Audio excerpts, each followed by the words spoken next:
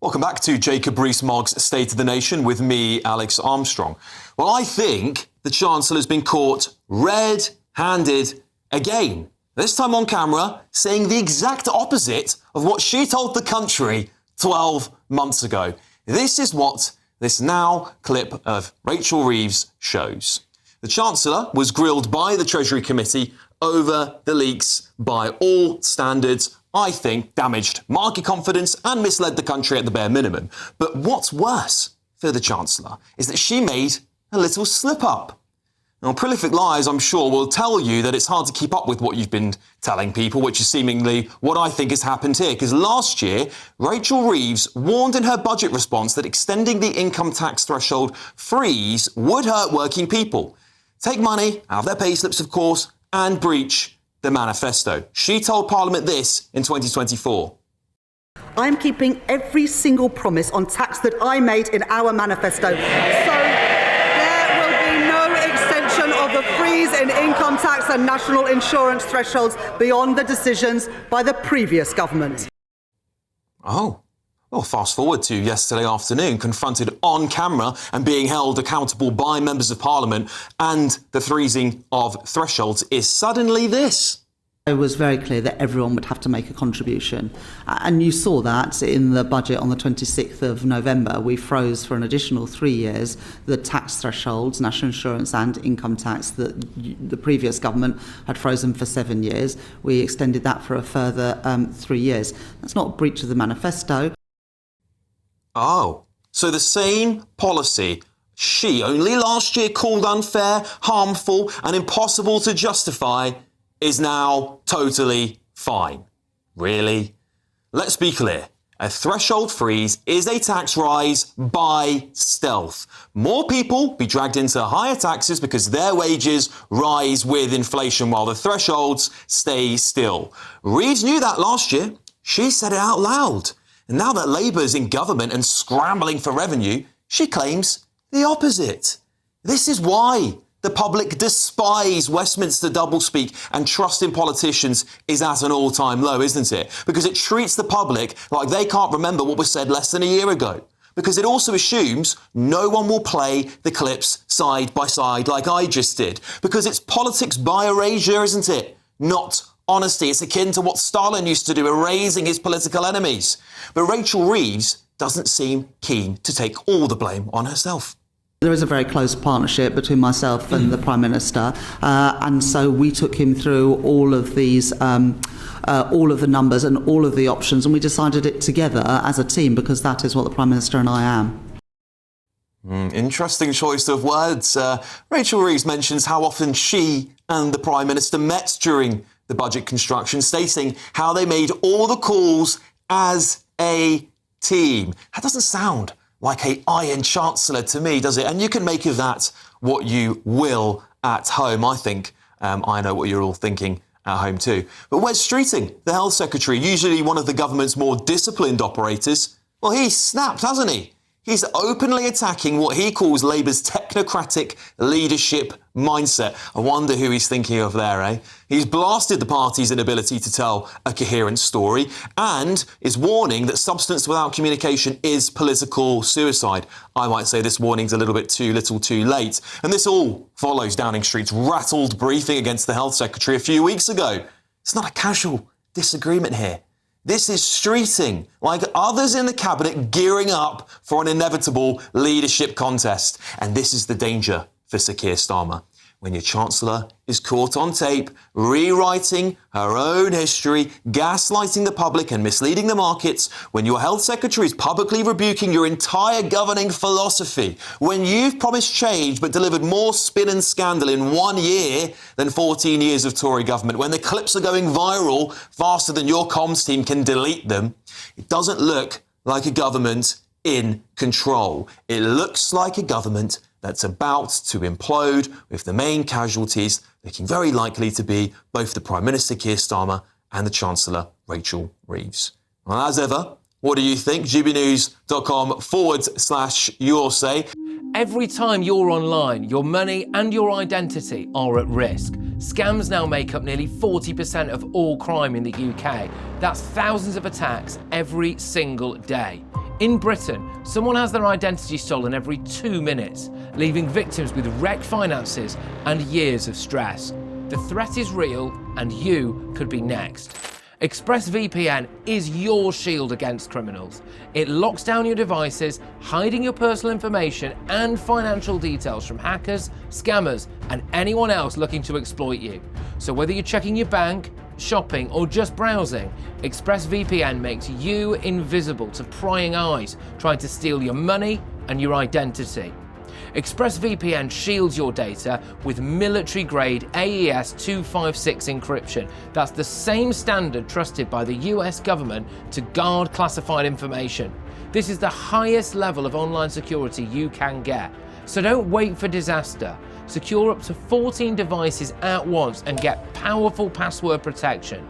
Real support is available 24/7 because cybercrime never sleeps. Click the link in this video's description or scan the QR code to get up to 75% off ExpressVPN plus 4 months extra for free. Every moment you hesitate is another moment you're exposed. Protect your money and protect your identity. Get ExpressVPN right now. And the man who's been wheeled out to defend this all, a good friend of mine, former Labour advisor, Paul Richards. Paul, always a pleasure to see you.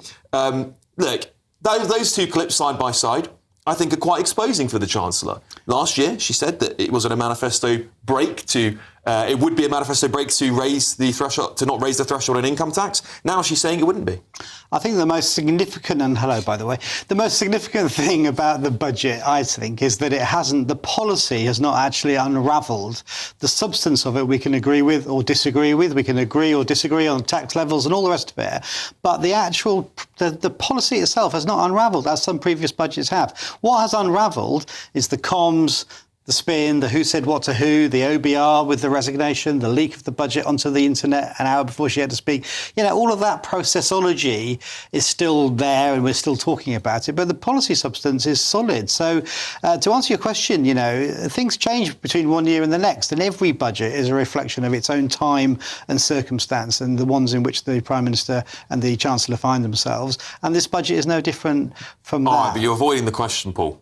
Did she break the manifesto pledge? Well, I don't believe so. Paul, I don't know how you can say it. Because, I know what was in the manifesto. The manifesto says very clearly we will not increase the rate of tax, which she hasn't. But, Paul, it is a raise in tax. With inflation, everyone knows your wages are going to go up, therefore you're breaching the manifesto by Everyone knows that if you look at the tax rates, the same VAT didn't go up either. The things that we said we would do in the manifesto are reflected in the budget. And the OBR supported that. Paul, does Labour understand basic economics then? If you think that this is not breaching the manifesto pledge, even by the Chancellor's own words a year ago, and what she said the other day in the Treasury Committee, which are in direct conflict of one another, that would be a break in manifesto pledge, as she clearly said. So what's changed between last year and this year that it doesn't break a manifesto pledge? It doesn't break a manifesto pledge because the pledge was we will not increase the rate of VAT and income tax. The Chancellor said last year, Paul, that it would be a break of the manifesto and it haven't. pledge. Now, that's not to say the fiscal drag does not mean that some people will be paying more, but that's not an increase in the rate, and that's the crucial point. No, she didn't say that last year. And the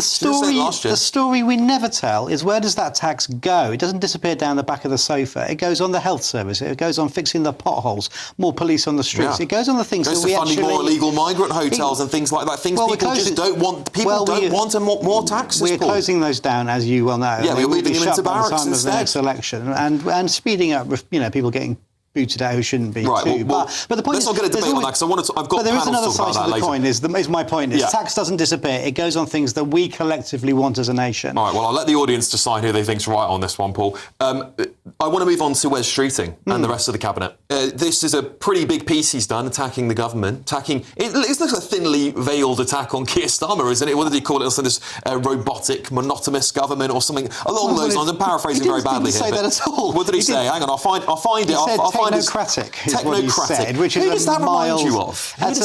Who would you describe as technocratic I in mean, the there Labour is some government? strength in that, and he's saying that the Labour Party has to have a story to tell, and he's not wrong in that, is he? I don't think that's a criticism. I think that's quite a helpful observation. Well, I think it's a very big criticism because this government's been horrendous at communicating with the public, hasn't it? Even this budget proves that. Even Rachel Reeves' 2 clips prove that. I think it's fair to say that the communications could be improved, but again, substance is there. You know, he is improving the National Health Service. Waiting times are coming down. He looks like he's going to fix this strike with the BMA. So he's a minister doing stuff and getting on with it. I'm not attacking Wes. I actually think he's one of the more competent ministers. I think that's fair. He wouldn't obviously win, unfortunately, a leadership competition. I think he'd like to think he would. Well, luckily there isn't one of those. Well, there will be soon. So we'll never know. There will be soon, Paul. There will be soon. Well, but do you not think this is a very open attack on the government? I don't, and I think the danger is that if you try and come up with any kind of view, it's just seen through this prism of a leadership contest that doesn't exist. And